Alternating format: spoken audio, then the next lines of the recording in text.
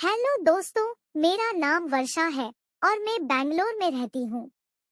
मेरी शादी हुए 5 साल हो गए हैं, लेकिन पता नहीं क्यों मेरी सुहागरात से ही मुझे मेरे पति के साथ संबंध में मजा नहीं आता था। उनका डंडा बहुत ही छोटा है और उन्हें मजे करने की अधिक जानकारी भी नहीं है। अब जब मेरी सहेलियां कहती कि आज उनके पति ने उनको बहुत थका दिया है, तो मैं बहुत उदास हो जाती थी, क्योंकि मेरे पति आज तक मुझे चरम सीमा तक नहीं ले गए थे। मेरे एक देवर है, उसका नाम अमर है। अब पता नहीं क्यों मुझे लगने लगा था कि अमर मेरी प्यास बुझा सकता है, तो मैंने उसे पटाने का प्लान बना डाला। अब मैं आपको बोर ना करते हुए सीधी अपनी स्टोरी पर आती हूँ। अमर की उम्र 25 साल है और उसका बदन बहुत मस्त है। वो रोज एक्सरसाइज करता है। अब जब भी वो छत पर एक्सरसाइज करने जाता तो मैं कोई ना कोई बहाना बनाकर छत पर चली जाती और उसके बदन को निहार लेती।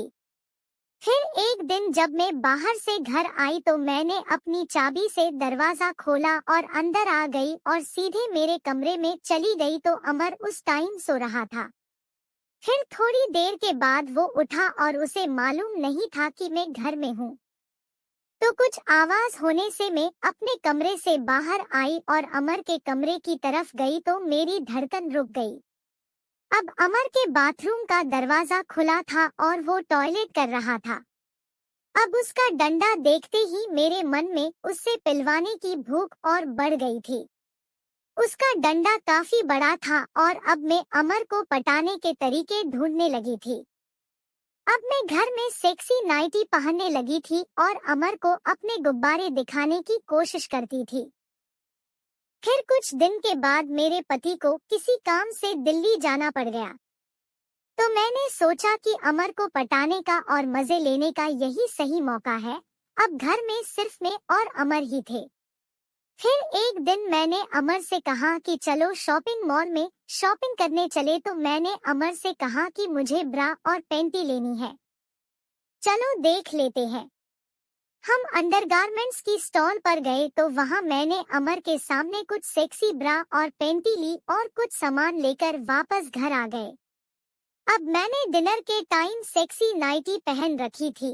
अब मेरे गुब्बारे कुछ कुछ दिख रहे थे। अब अमर मेरे बदन को देख रहा था, तो मुझे लगा कि अब मौका आ गया है कि फाइनल कोशिश कर ली जाए। अगले दिन जब मैं नहाने गई तो मैंने जानबूझकर अपने अंडरगारमेंट्स और टॉवल बाहर ही रख दिए। फिर थोड़ी देर के बाद मैंने अमर को बुलाया और कहा कि मेरे अंडरगारमेंट्स पकड़ा दे, तो उसने मुझे ब्रा और पैंटी लाकर दे दी। अब उसके चेहरे पर हल्की सी मुस्कान देखकर मैं समझ गई थी कि अमर अब तैयार हो जाएगा। अब मैंने रात को अपने कमरे का दरवाजा खुला छोड़ दिया था और सो रही थी, तो मैंने कुछ आहट महसूस की तो मैं समझ गई कि अमर है और वो मुझे देखना चाहता है। फिर मैं सोने का बहाना बनाकर बेड पर लेटी रही। अब अमर दरवाजे पर से मुझे देख रहा था और फिर थोड़ी देर के बाद वो चला गया। अगले दिन डिनर करने के बाद मैंने अमर से पूछा कि क्या बात है, कल तुम्हें नींद नहीं आई क्या? तो उसने कहा कि नहीं भाभी, अच्छी नींद आई। फिर मैंने कहा कि तो फिर तुम मेरे कमरे के बाहर क्या कर रहे थे? तो अमर शर्मा गया। फिर मैंने कहा कि क्यों शर्मा रहे हो, तुम्हें क्या चाहिए? तो वो कुछ नहीं बोला। मैंने उसे एक किस किया तो वो बोल पड़ा कि भाभी प्लीज मुझे आपको पेलना है। फिर मैंने कहा कि पागल लड़के, मैं तो इतने दिनों से इसके लिए तरस रही हूँ, चल अब देर मत कर। तो उसने मुझे अपनी बाहों में भर लिया और पागलों की तरह किस करने लगा। अब मेरी गुफा गीली हो गई थी। फिर उसने मेरी नाइटी उतार दी और अब मैं ब्रा और पैंटी में मेरे प्यारे देवर के सामने खड़ी थी। अब मैं तड़प रही थी कि कब अमर मुझको पेलेगा। फिर उसने मुझे पूरा नंगा कर दिया और खुद भी नंगा हो गया। अब उसका डंडा देखकर मैं बहुत खुश हो रही थी। फिर मैंने उसके डंडे को अपने हाथ में लिया तो उसका डंडा मेरे पति के से डबल बड़ा और मोटा था। मैंने कहा कि देवर जी, अब मेरी इस प्यासी गुफा में अपनी पिचकारी छोड़ दो और मुझे अपने बच्चे की माँ बना दे।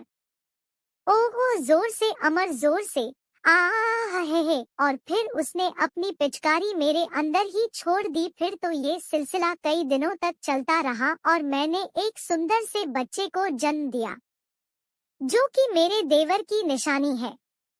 अब मेरे देवर की शादी हो गई है और अब मुझे सेक्स की बहुत जरूरत है। दोस्तों, आपको मेरी कहानी पसंद आई तो प्लीज एक लाइक कर दे और मेरे चैनल को सब्सक्राइब कर दे।